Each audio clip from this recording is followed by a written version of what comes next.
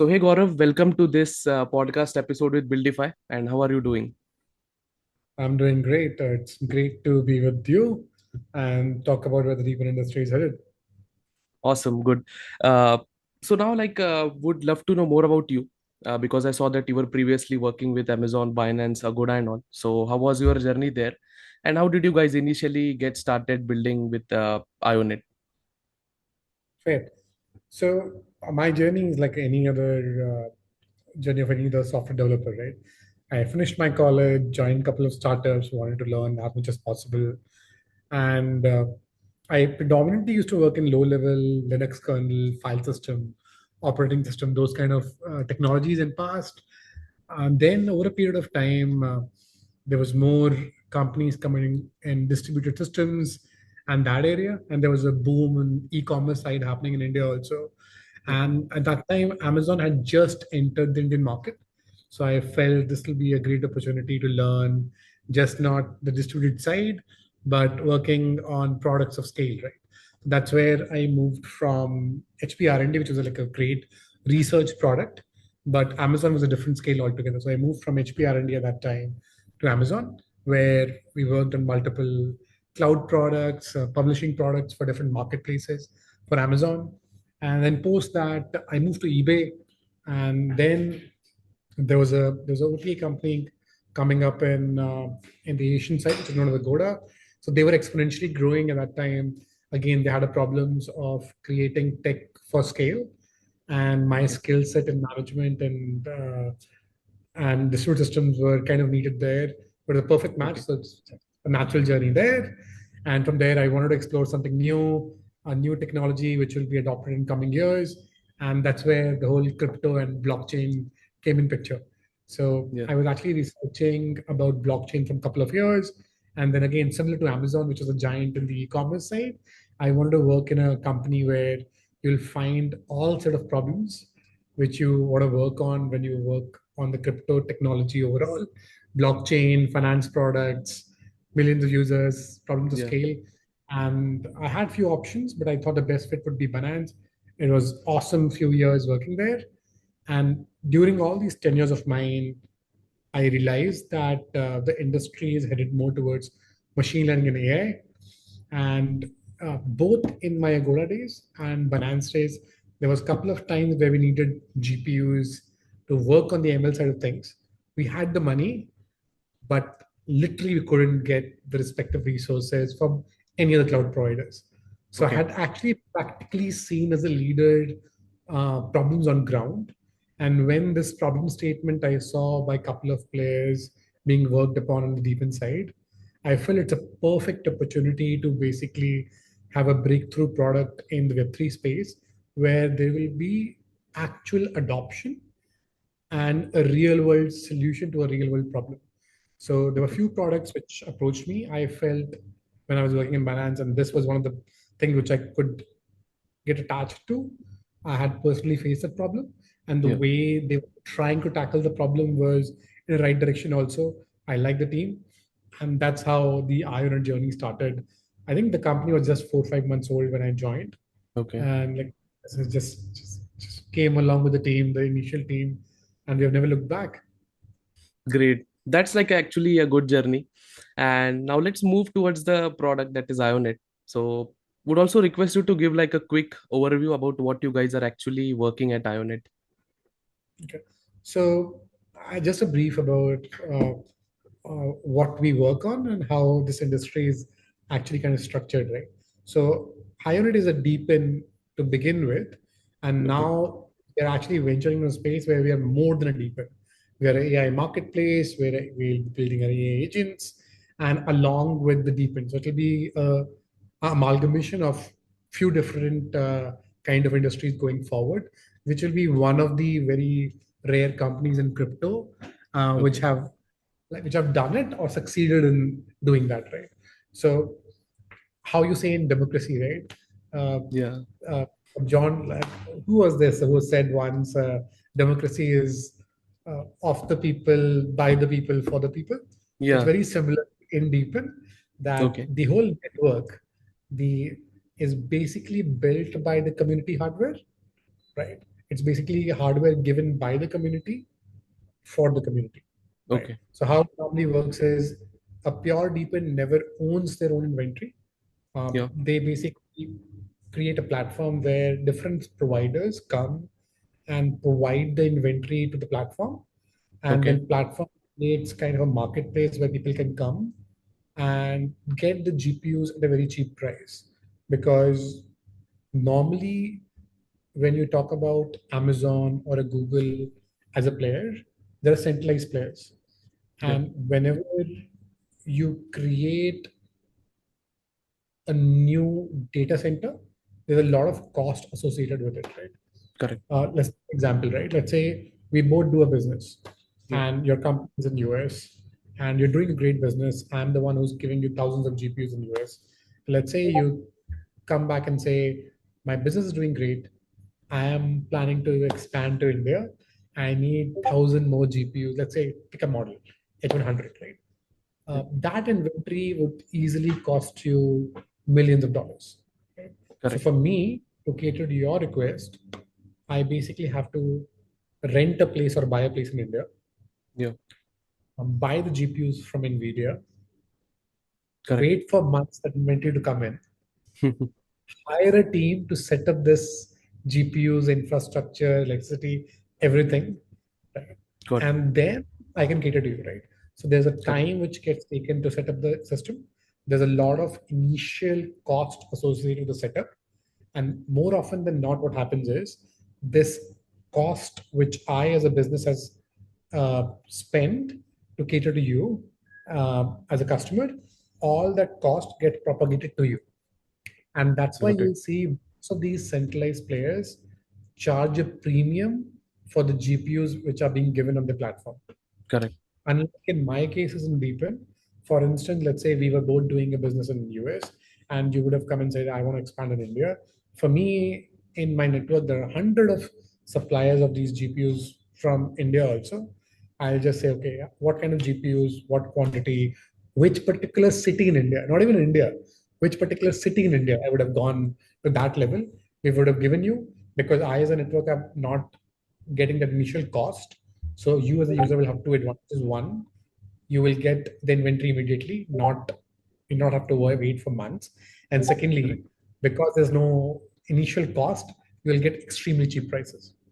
Got it. That's in a nutshell what Deepin as a business model is and what it does, right? And that's what we did in the company in the first phase. We launched a Deepin. Uh, I think in the very 6 months itself, we were the biggest Deepin in the industry by a huge margin. I think the next biggest was like 10 times smaller in size, if I'm not wrong, in terms of the Mm. number of GPUs in their supply side, right? Yeah. So we became that. Then we focused on the overall usage of the GPUs. Then I think we proudly can say we are among the top players in terms of the ARR revenue in the industry in this side. So we've actually proven that there is Got a it. market in this side which really makes money. Once we have done this, now we feel that our business is kind of set on this side, Yeah. and now we are venturing into the AI side. So now we are creating platforms where machine learning and model builders can come in and create models, deploy models, inference, scale on a platform at a very Got it. cheap price. And we are also creating something which we call as uh, IO intelligence, which encompasses Model Launchpad, Deepin Okay. Launchpad, and all products, where we have millions of dollars worth of inventory lying with us. So what we want to do is there are a lot of good builders in the industry which have built open source models, but no one in the industry has incentive to Got it. basically deploy these models on some hardware and give it to people for free. Like because they don't earn Okay. money, nobody has done it. We have this inventory and we want to make an ecosystem with the help of Web3. So we are taking our inventory, taking these models, deploying on our GPUs, and very soon all these powerful models, Llama, Deepseek, and all the other models, we Yeah. will start giving it to developers for free till a certain limit so that people can come and build on a network. And Correct. once they reach a limit, post that, obviously we'll charge. But unlike a lot of Web 2 places where the moment you start to work on your model, you have to spend money, that will not be the case.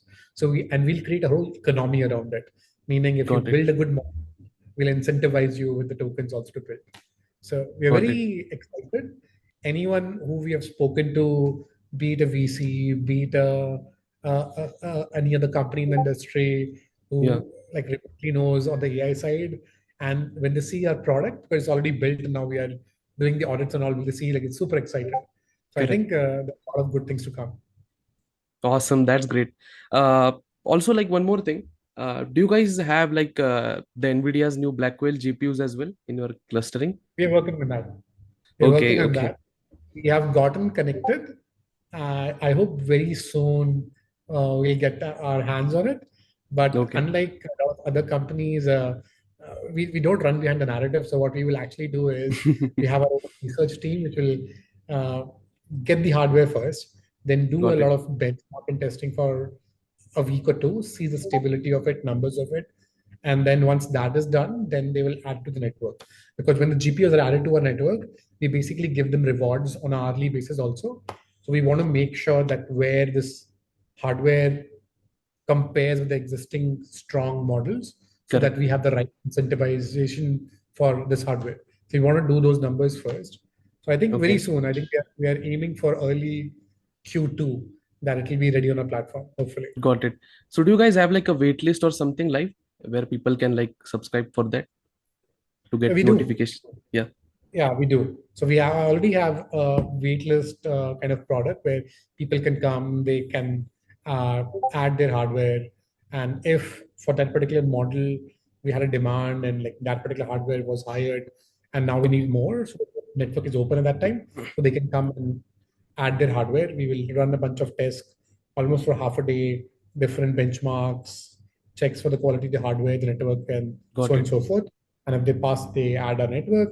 If not, they sit in the wait list. Got it. Okay. I think that's good actually. And like one more thing, like when we talk about decentralized compute marketplaces, like I'm sure like there are a lot of companies building on this site. Like we have Aether, we have Akash Network and all these companies. And I know that you guys are working with Render Network, so I won't take their name because like I saw your CEO's talk during Breakpoint. That is why. So I would like to know how is IONet's infrastructure different than these companies? So it's very different. So first of all, like kudos to these guys. Some of these guys has been an inspiration to us. They Okay. were the first movers in the industry. They basically like came in the last cycle, and I think whenever you have a player who has done something in past, a new player sometimes have an advantage. Right? Now Yeah. people normally say you have a first mover advantage, but in a lot of industries, it's the other way around. And if a player comes after you, and if they know how to make a business, they may at times have an advantage. And Correct. especially in crypto, there's a lot of things you can do with tokenomics. You can Correct. learn from other people how they created the network, how they got the supply, what kind of customers they're going for. Because this industry is not a winners take all market, to Correct. be honest. Yeah. There's a lot of players which can coexist. So we learned a lot of from these guys, and our technology was fundamentally different how we started. So Okay. initially, what we did was, and one of the cool thing with us was that a lot of times in crypto, people launch the token first and then the product. Yeah. We were the other Very way true. around. We basically created the product first. Yeah. I think a lot of people don't know. We created the product first, and then when we were looking for the investment at that time, Renders, one of the companies, saw our product in the beginning, and Okay. they saw like because they were in this industry from some Yeah. time and they knew their own tech, and for the size they were, they had a visibility in the industry. Also, they knew that what other people were doing, and when they saw our tech, they came in and did an investment in us also. Okay. So, so they know what they're doing. That's good. Yeah. I'll say. Correct. So they were one of the early investors in the company as well, Yeah. and that the partnership also came along right from beginning. Uh, the fundamental thing which we were different was like a lot of these suppliers, a lot of these deepens. I'll not take the names. Okay. Um, some of them have their own inventory. They own the inventory. Got it. Uh, and then they build a software stack on top of it, and they have their own smart contracts and so on and so forth. But Okay. I think when you cater to enterprise businesses, we basically felt that as a business, if you want to scale, it's harder. Like for example, I gave you example earlier, right? That if you're doing in India and suddenly you US and then you want to scale up in India, and if you own your own Yeah. inventory, it's hard. It's Correct. extremely hard. And Correct. that's where we felt that if we own the inventory, first of all, whatever funding you get or whatever treasury you have, each time you have to cater to a particular customer, if you have to buy new GPUs, there's a huge amount of capex, the initial cost which goes in buying that hardware. So there's a Correct. limit to which you can scale. So we saw that problem. So we said we want to be pure, and I came from a hotel background, like from Agodas and all, right? Yeah. And from Amazon and all. And there we saw that in a lot of these players, be it Booking.com or your Make My Trip or your Ubers of the world or Olas of the world, right? Their main value is not the software stack, is Correct. basically the relationship that you have with your suppliers. Like Okay. a company can come and build a better product than Uber, but they cannot beat Uber because the Correct. kind of relationship which they've built with the cab drivers, the amount of inventory they have, it's very hard to beat. Same as the case with Make My Trip. People can come Hmm. and create these websites. It's hard to beat Make My Trip because Yeah. they've poked it down in so many hotels. They have so much relationship with these guys. It's hard to beat. So that's what we did. So other than tech, when we were doing the airdrop in the beginning, we saw literally all big data centers from different part of the world coming to us. And as a Okay. part of that airdrop, we had a huge relationship building which was happening in the background. And Okay. now today, we are at a place that any place you want a GPU in the world, we can get it in no time. Okay. And we exactly know from these past 8 or 9 months that this is the uptime of this data center. Correct. They basically have these issues technically, right? We can literally create a new product where we can actually rate each and every data center, to be honest.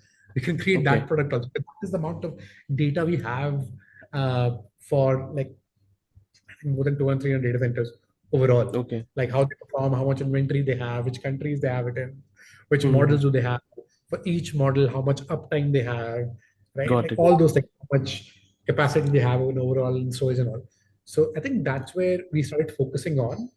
Okay. And then when we built our cloud technologies of clustering, for example, a lot of people don't know that we were one of the very first people to create a ray cluster.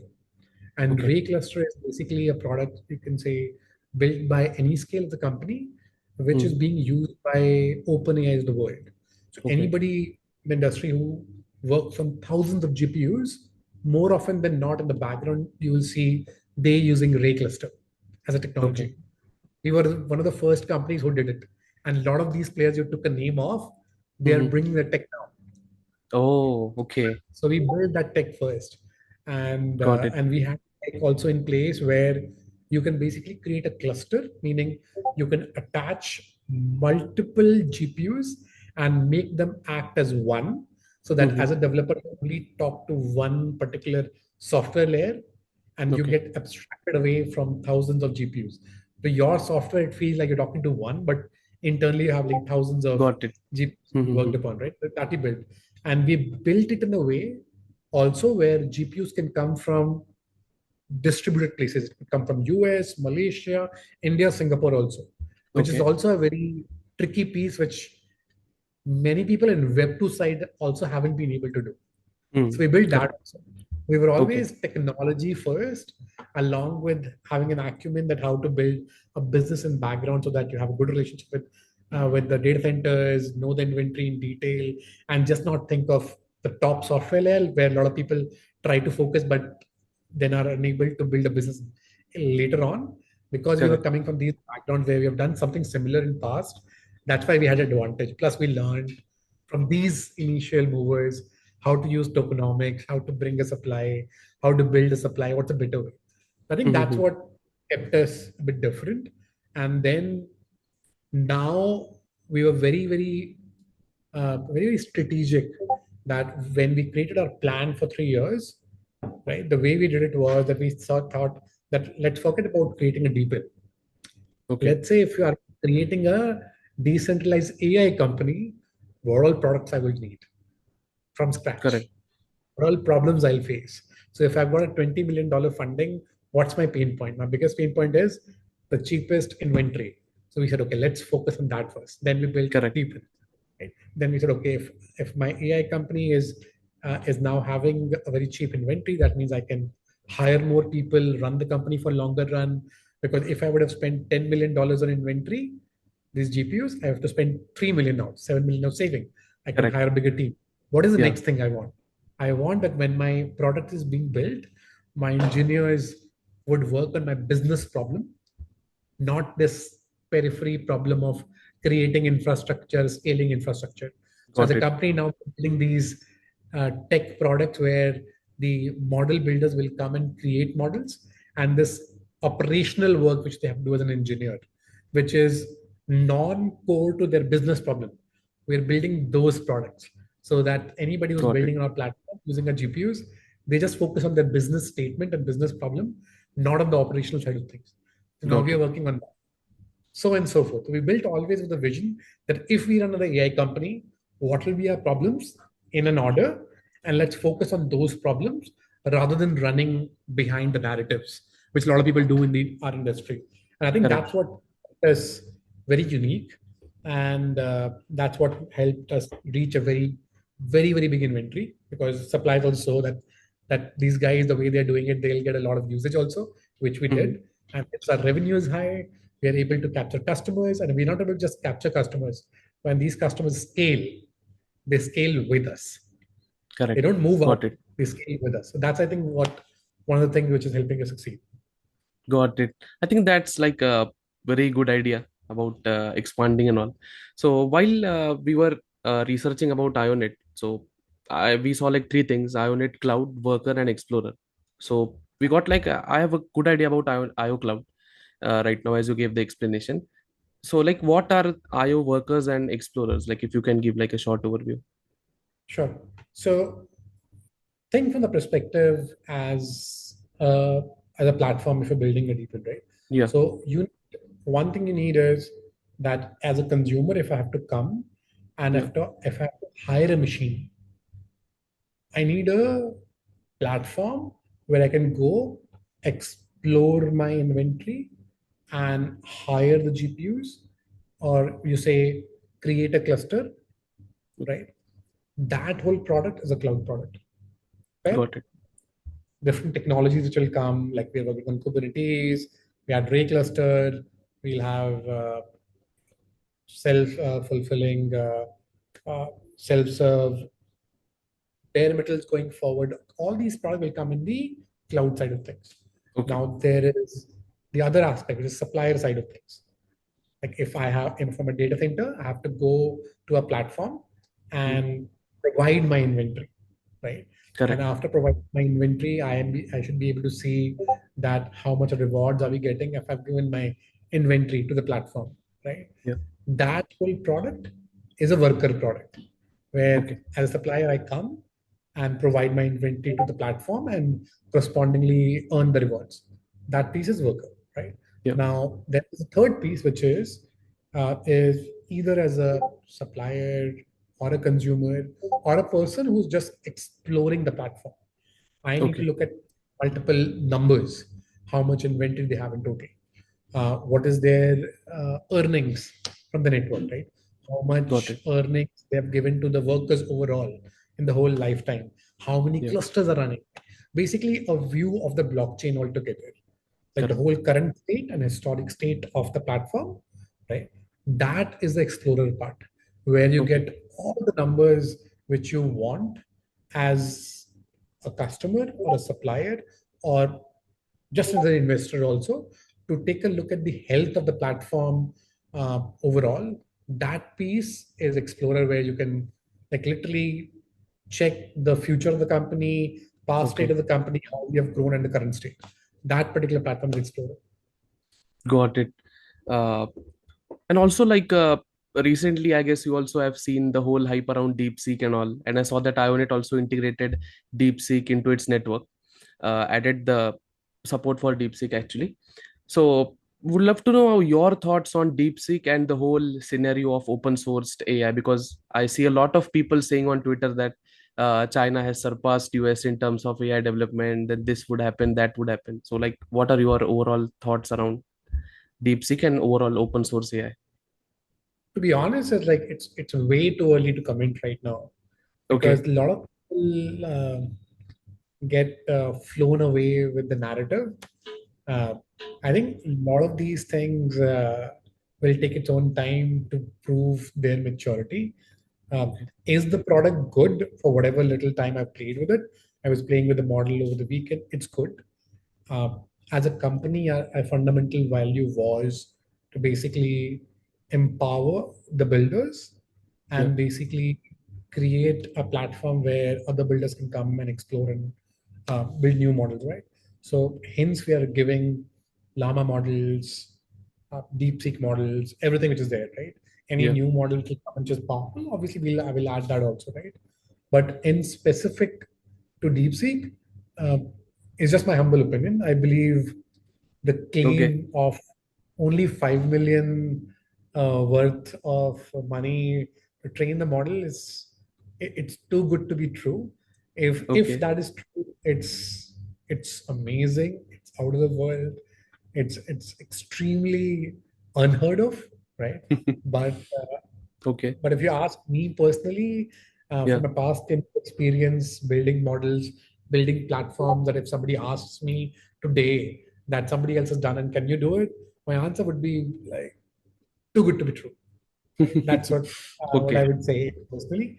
And I think what they have done well for sure, other than that whole conspiracy that they've done it in 5 million, what they've done is that they've created a standard where okay, they literally have open sourced everything.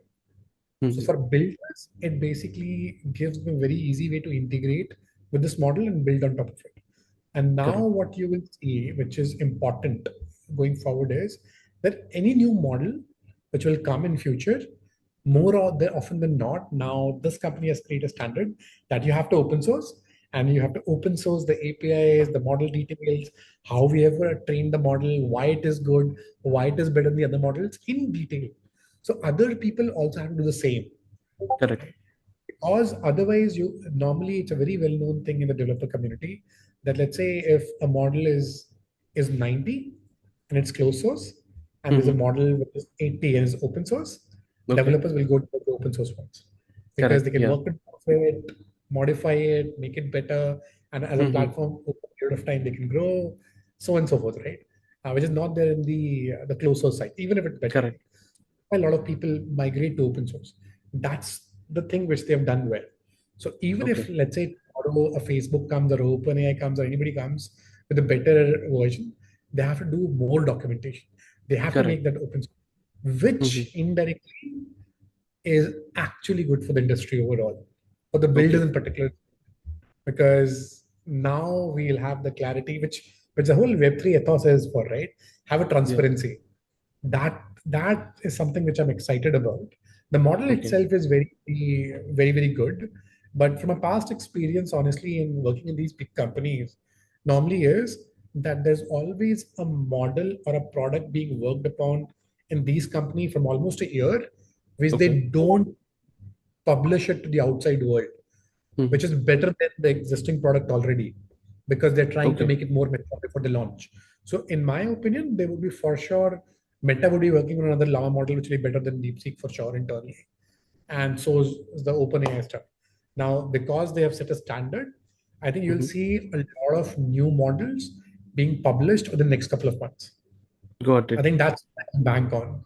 So, mhm, so whatever it is, DeepSeek is good or not. But one thing is for sure, the standard has been set. It's 100% good for developers because the open source standards will be adhered more and more.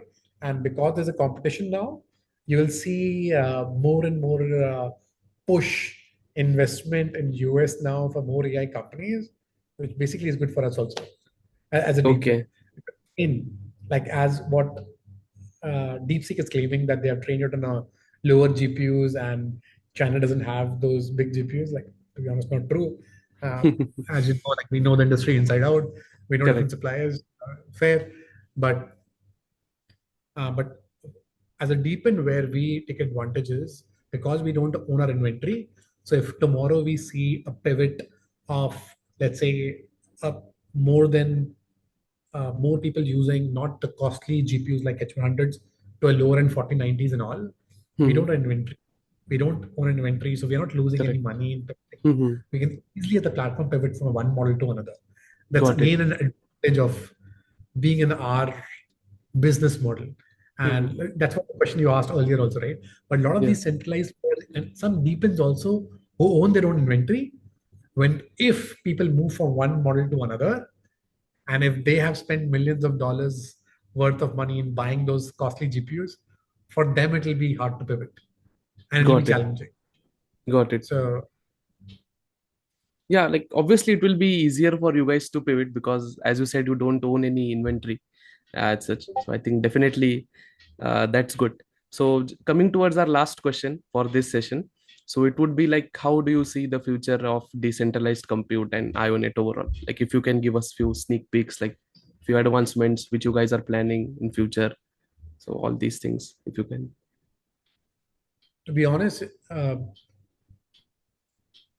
the way we see things, where the company is headed, like sky is the limit. Okay. Just I can't tell you like some numbers that I know of, but let's talk about Okay. only what is in the public domain, right? Got it. Uh, Within a year, we had at one point in time more than 500,000 GPUs, which is huge, right? And we can reach Correct. to a bigger level also anytime we want because of our Yeah. connections, right? Just 3 months back, we started focusing on the usage because first we wanted to make relationships, size, that if we want to scale, we know how to scale and all. Then we focused on the usage.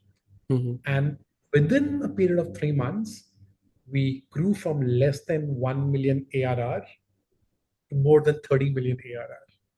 Huge That's number. like 25 minutes a Yeah. quarter.